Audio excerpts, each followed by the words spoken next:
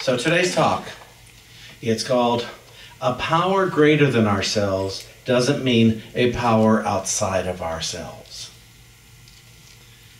Power greater than ourselves is that it's the Christ within us.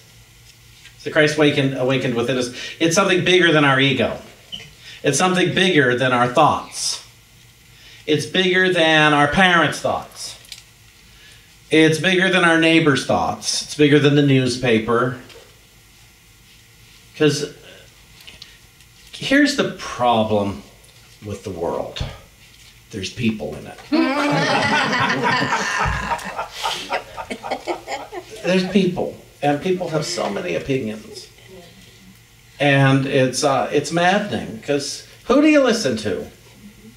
You know, because some days I resonate with the one who feeds every nasty idea that I have about myself. And there are other days I resonate with the one who beholds the Christ in me. And I know who to call on which day. Where I want it fed. And so who's responsible for it? Not them, me. I'm the one reaching out. I want to enlist your aid in hating myself today. Can I do that? I want to enlist your aid in loving myself today. And I know they will.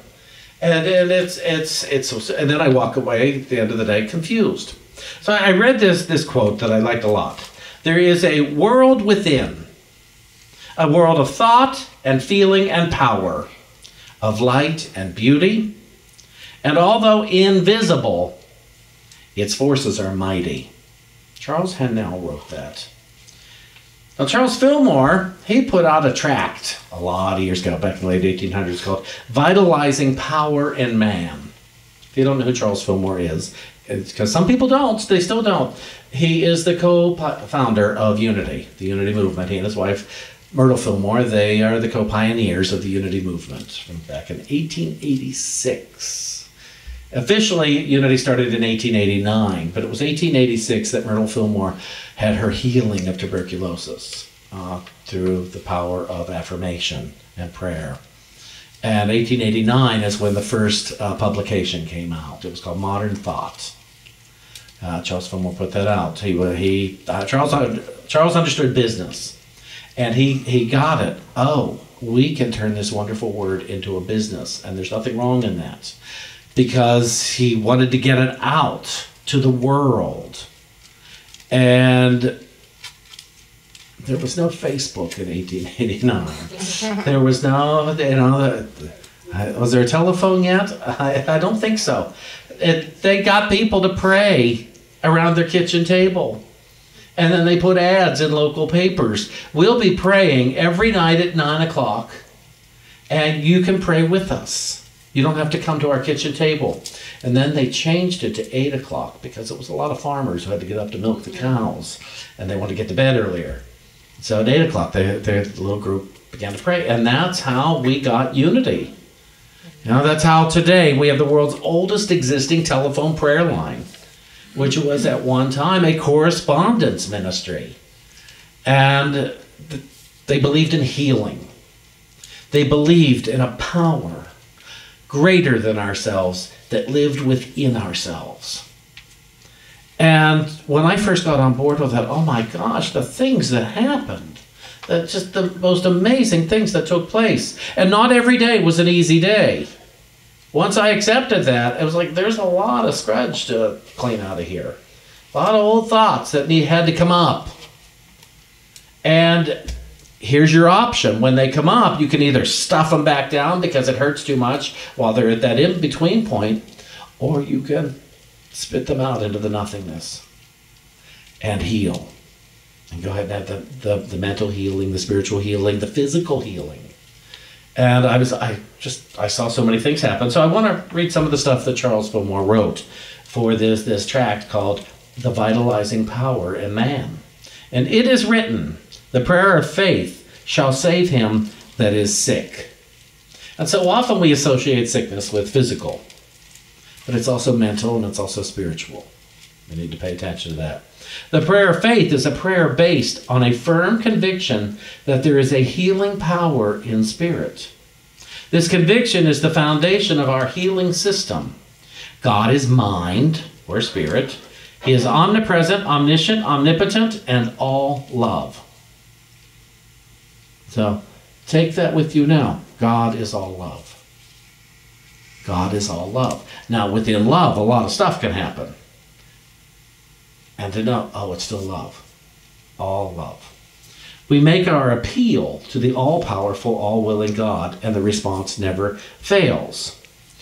And so, well, I'll go on here. Jesus Christ said, God is spirit, and those worshiping God must worship in spirit and in truth.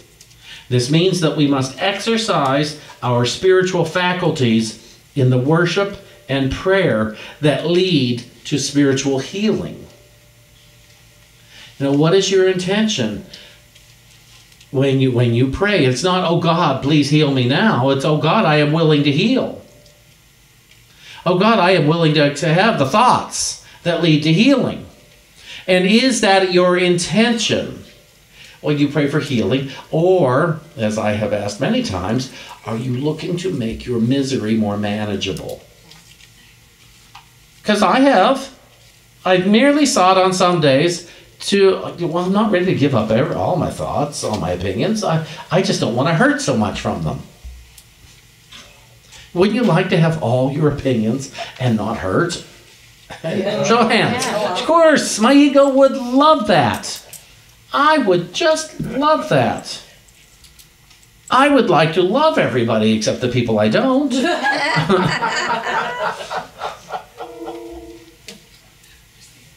Yeah. And the ones I don't, you know, maybe they should be punished a little bit. Scorned in public at the grocery store, something. But that's ridiculous. Because as long as I wish that, then that's what I get. Oh, I hate when I'm scorned at the grocery store. I just hate it. And it can happen by strangers. Did you notice last year the amount of people that disrespected you by going down the wrong aisle?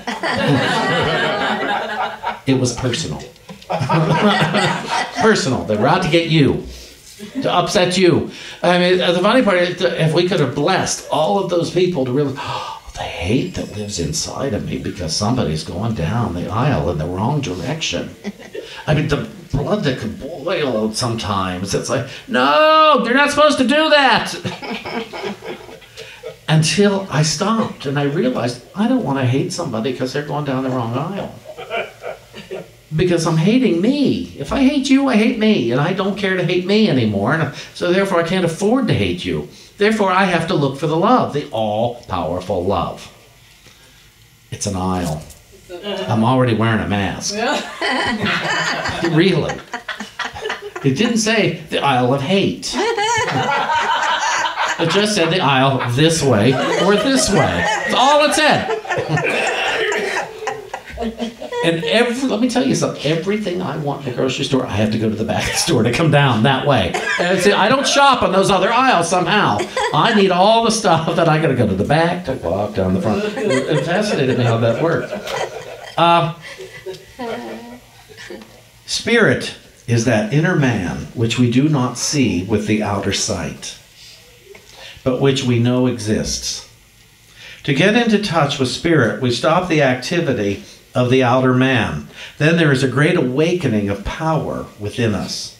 Let us be still and come into the consciousness of this power, which is health to us. It is the spirit that giveth life. Lay hold of spirit with the central thought, I am quickened by spirit.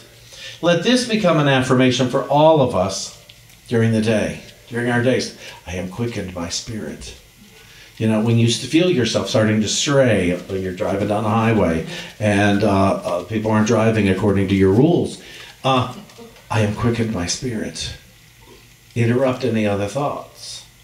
I am quickened by spirit. You know, when people are not cooperating with your ego, I am quickened by spirit. And then the all-powerful love may prevail. So let that become an affirmation you use when you feel yourself slipping away from love. I am quickened by spirit. I am quickened by spirit. So I looked up the metaphysical meaning of worship. And it says here, when one worships, he or she bestows his or her love on or identifies themselves with the things of spirit. Worship represents the efforts of divine man to sustain a right mental attitude toward God. And so when it says that if we're going to worship God, meaning if we're going to identify ourselves as a God being, we must do it in spirit. If we're going to identify ourselves, we must do it in the spirit in which God is. God is not the piano. God is the divine idea behind the piano. And so to go from there, and I am quickened by spirit, to use that a lot. So Charles goes on to say, this life consciousness that Jesus Christ quickens is as greatly needed in our day as it was in the time when he first worked in the souls of men. Remember, he's writing this in the late 1800s. If you go to a medical doctor and ask him the cause of your ills, he will tell you that most of them come from lack of vitality. That means life. Our ills come from a lack of life in our mind, in our spirits. A lot of us are afflicted with a lack of life. That doesn't mean we are imminently dying, but it means we are not awakened to life and life more abundantly. So our ills come from a lack of vitality. Somewhere in us, the immune system isn't fighting the way it ought to. You know, the stuff. We all need vitalizing. The question is, how shall we get life? What is the source of life? Those who teach of material remedies point us to various things as the source: food, air, water, and so forth. Some claim the drugs are the source, but people are fast losing faith in drugs and are reaching out to electricity and similar means of gaining more abundant life. Remember, back in the 1800s, it was a great time of scientific experimentation, especially in this country. Between New England and apparently Kansas City, there were the experimenters, and they were spiritual scientists. And they were using what elements they had here on Earth, such as electricity. They were using more natural elements to look into the power of healing. And it fascinates me that so much of that happened. Gaining more abundant life. They are thus getting a little closer to the healing system of Jesus Christ. But they yet lack the all-important truth that God is life. And that they who worship him must worship God in the life consciousness that is in spirit. When we worship God in that way, we are vitalized all at once. There is no other way to get real permanent life. We cannot get life from the outer man, nor from anything external. We must touch the inner current. So therefore, to go to God in the sky is folly. It's ineffective. Overall, it's ineffective. There are times, oh God, please, and we've seen a result. But we haven't consistently seen results doing it that way. And so what it tells me is I believed well enough when I was saying that prayer, that begging prayer, that I believed it was possible for it to happen. And that's why it manifested. It wasn't because I did this. There's nothing in the sky but sky. The power is within us. And we have this amazing power. We have this amazing power within us. And with the within us, thank heavens, is so much bigger than the outside of us. And so to pay attention to that, to go home and contemplate, the power within me is so much bigger. It's so much bigger than what I have imagined big could be. It's so much bigger. And so to realize, I just have to work with that. I need to align my thoughts with that. I heard somebody say recently, I've quoted them a few times here now, pray to God, but row the boat to shore.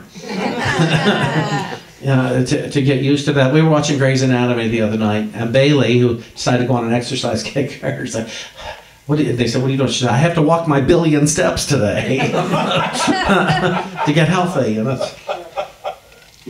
So we cannot get life from the outer man or from anything external. We must touch the inner current. And he gives it an illustration from the silent unity room, where the silent unity prayer room. It says, 2 electric fans that had been stored away for the winter were brought out and placed ready for use. Someone turned the button on the fans, but no movement followed. All kinds of means were used in an effort to start them, but they would not go. And we said, the fans are out of order. Then it was suggested that possibly the current was not turned on. And this proved to be the case. One of our number touched the button in the wall that connects the fans with the electric current, and instantly the fans began buzzing merrily. We almost imagined that they were laughing at us for not seeing sooner why they did not move. Immediately it occurred to us that all who write to us for help need this one thing: connection with the universal life current. This little incident came not by chance, but as a clear illustration from Spirit of the way in which man attempts to get the life that keeps him or her going. He tries in external ways, anybody? And applies all kinds of remedies to set into activity the organs of the body. But man fails in the one thing needful. He does not make connection with the great life current.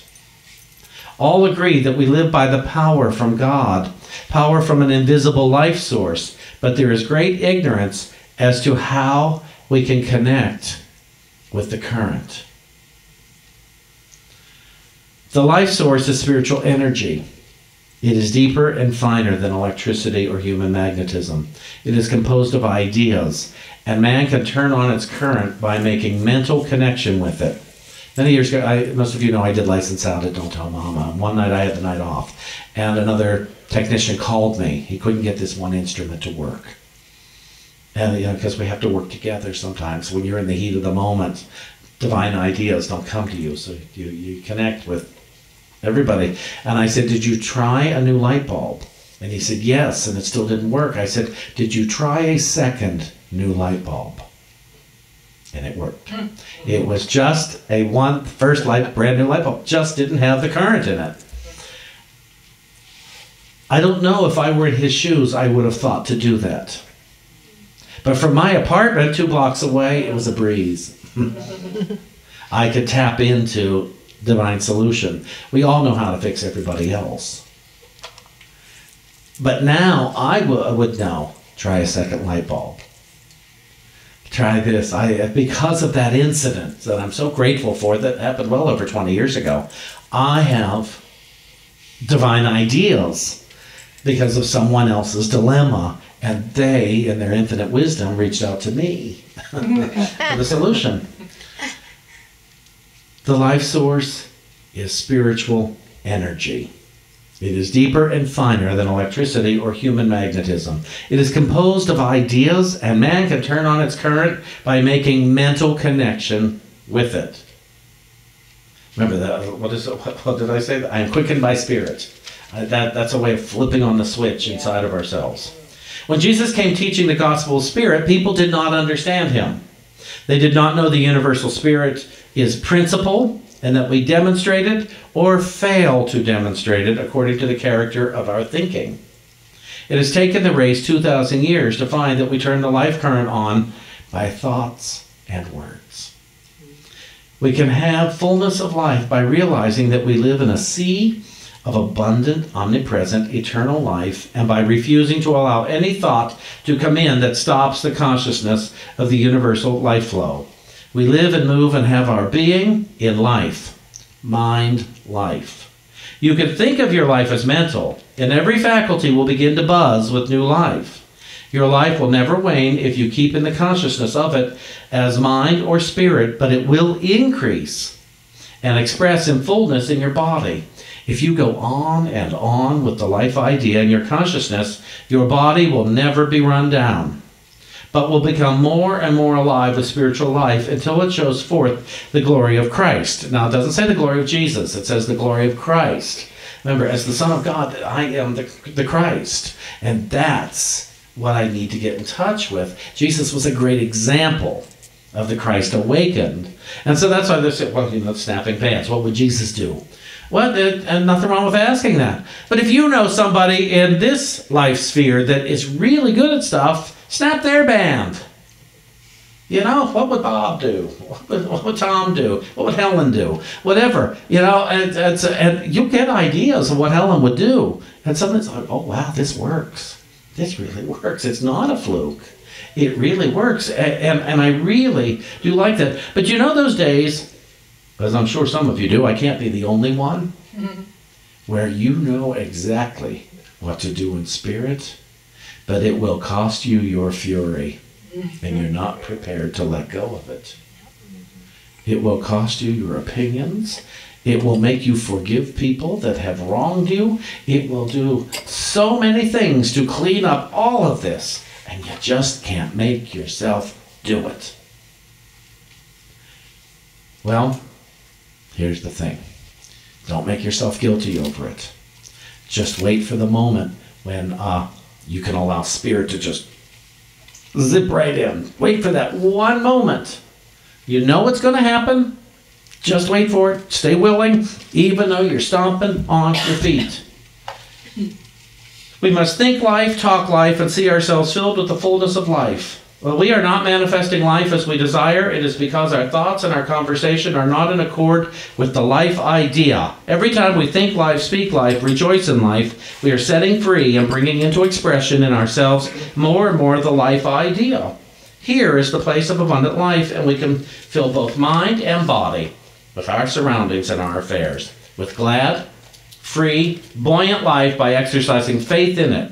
According to your faith, be it done unto you. So I looked up life. Actually, I looked up the crown of life. It says, living eternally in the presence of God. Its attainment depends on the understanding of the science of right thinking. And then higher life. The higher life is a higher state of mind. We know it when we realize I am the Son of God. And so the next time you're confused, the next time you just don't want to get up and you say, oh, but I am the Son of God. Capital S, Son of God. Because the Christ in me is awake now. Thank you.